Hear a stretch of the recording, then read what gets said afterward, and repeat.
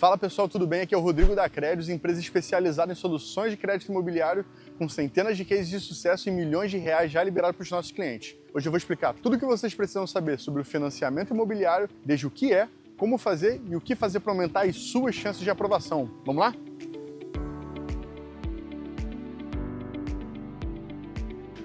Vamos começar pelo básico. O que é um financiamento imobiliário? Ele é basicamente um empréstimo. É simples. O banco paga o imóvel à vista e você paga as parcelas para o banco ao longo de vários anos com juros. É só você pensar no financiamento como uma compra parcelada no cartão. Só que ao invés de você parcelar em até 12, 48 vezes no máximo, você consegue parcelar até 420 vezes, que dá 35 anos. Por exemplo, digamos que você encontrou o apartamento dos seus sonhos e ele vale 350 mil reais, mas você só tem 70 mil para dar de entrada. Você paga essa entrada e financia os 280 mil que faltaram. Aí você escolhe, digamos, 360 meses, que dá 30 anos. Vai ficar assim, o valor financiado de 280 mil no prazo de 360 meses. O valor vai ficar dividido em 360 parcelas de R$ 777,78 por mês, sem contar os juros. Mas atenção, além dessa parte principal que você paga todo mês, ela vem somada dos juros. E aí que entra o conceito de amortização. A amortização funciona assim: todo mês você vai ter que pagar uma parcela. Nela vai estar embutido a parcela, que é realmente o valor que você vai estar tirando do seu saldo devedor, somado dos juros. Esses valores já vêm juntos. E aí os juros, ele é somado em cima do total do seu saldo devedor. Então, embora a parcela no mês seguinte venha um pouquinho menor, o que você está abatendo do seu saldo devedor ainda é o mesmo, pois os juros não abatem do saldo devedor. E esse é o ponto principal que as pessoas pecam de entender, que você precisa entender. Não é o valor que você está pagando que vai abater do seu saldo devedor. Nele, você tem que contar que só a parcela do saldo devedor que vai abater do valor total. Os juros é do banco, ele não tem nada a ver com o seu saldo devedor. Continuando com o nosso exemplo de amortização. O valor financiado é R$ 280 mil reais num prazo de 360 meses, que dá os 30 anos. A taxa de juros é de 1% ao mês. Para simplificar, mas ela pode variar um pouco. Na primeira parcela, o 1% de R$ 280 mil reais vai dar R$ 2.800. Então vai ser R$ 2.800 mais a amortização de R$ 777,78, que vai dar a parcela total de R$ 3.577,78. Após a primeira parcela, seu saldo devedor vai cair apenas os R$ 777,78, dando assim o seu novo saldo devedor de R$ 279.222,22. Já na segunda parcela, a amortização que você vai pagar continua sendo o mesmo valor, nota que ainda está lá, R$ 777,78. Mas como seu saldo devedor caiu um pouquinho, os juros vai ser um pouco menor. Com isso, as parcelas vão diminuindo mês a mês até que você eventualmente quite esse financiamento. E aqui que entra a dica de ouro. Se você já pagou sua parcela desse mês, você já pagou a sua parcela do saldo devedor e os juros desse mês. Então, se você tiver um dinheiro extra, pode ser até o mesmo valor ou algum outro valor. Você pode fazer uma amortização extraordinária, onde, como você já pagou os juros, esse dinheiro vai sair exatamente o que você pagar do seu saldo devedor. Então, se você pagar o mesmo valor de novo, ao invés de você pagar mais uma parcela, você vai eliminar quase 5 parcelas de uma vez só. Agora, um outro ponto importante para vocês prestarem atenção também é que o banco só permite que você comprometa até 35% da sua renda mensal. Você tem que ter uma renda onde esse valor aqui corresponda até no máximo 35% do valor dela. Então, para esse exemplo, você teria que ter uma renda de pelo menos R$ 10.222,22. Agora, se a parcela não corresponder a 35% do que você ganha, você tem algumas opções. Nesse exemplo aqui, a gente estava fazendo parcelas de 360 vezes. Então você conseguiria estender, pois alguns bancos fazem até 420, que daria 35 anos. Aí você consegue diminuir um pouco o valor da parcela, fazendo com que ele se aproxime dos 35, e aí talvez você consiga fazer. Um outro exemplo também seria você dar uma entrada um pouco maior, diminuindo o número da parcela, fazendo com que você consiga encaixar nos 35 de novo. E outra coisa, se você não conseguir fazer essas duas opções, digamos que você já está parcelando no máximo de vezes e já deu todo o dinheiro que você tinha para dar de entrada.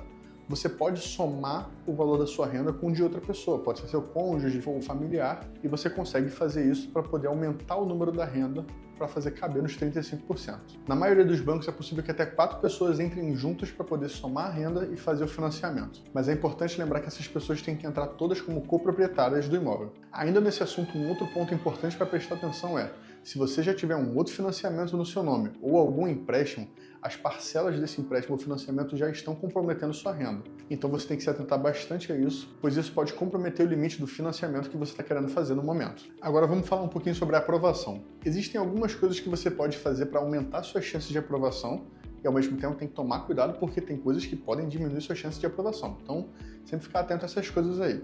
Uma delas é o seu score. Se você tiver com o seu nome de bom pagador, o score alto, manter o seu nome limpinho, isso pode ajudar bastante sua chance de aprovação, então é sempre bom se atentar a isso. Uma outra coisa é uma renda estável, com comprovante de 6 meses pelo menos ali no emprego, então se você tiver com uma estabilidade financeira assim também é outra coisa que pode aumentar bastante suas chances de aprovação. Um baixo endividamento também é outra coisa que pode aumentar suas chances e muito. Se você já tiver outros financiamentos ou, como eu falei, empréstimos no seu nome, você já vai ter parcelas para pagar e muitas dívidas é uma coisa que pode acabar atrapalhando um pouco na hora de você conseguir aprovação.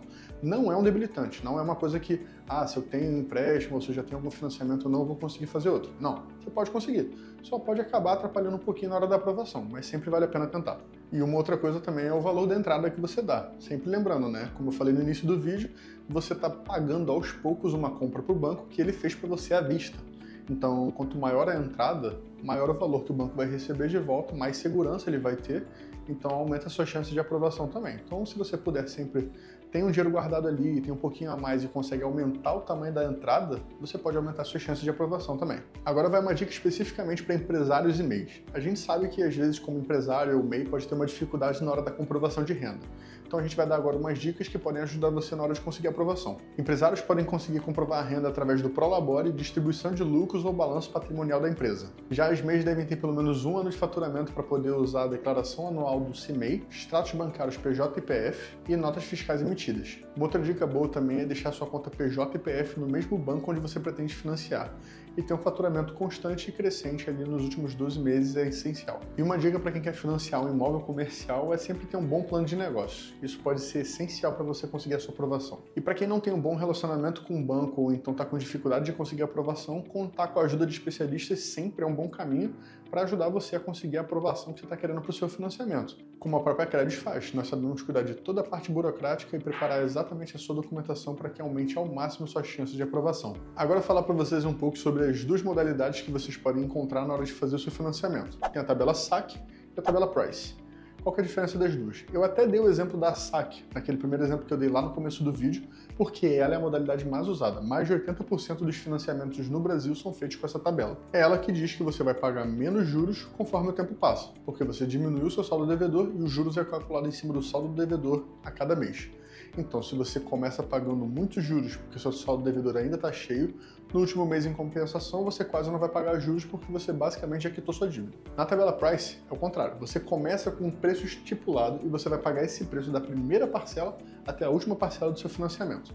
Embora isso tenha um lado vantajoso, pois você consegue se planejar, você consegue saber tudo que você vai pagar desde o início até o fim.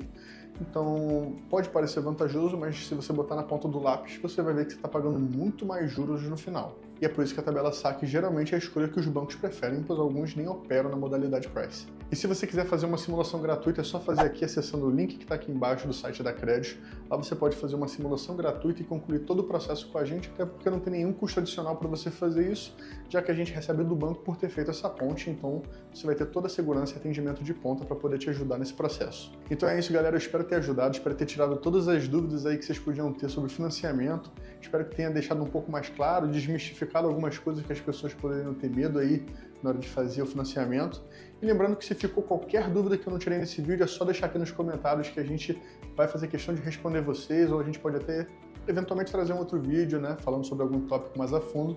Mas é isso, não se esquece de deixar o like, comentar e se inscrever no canal para receber mais vídeos falando sobre financiamento e o mundo das finanças em geral aí para vocês.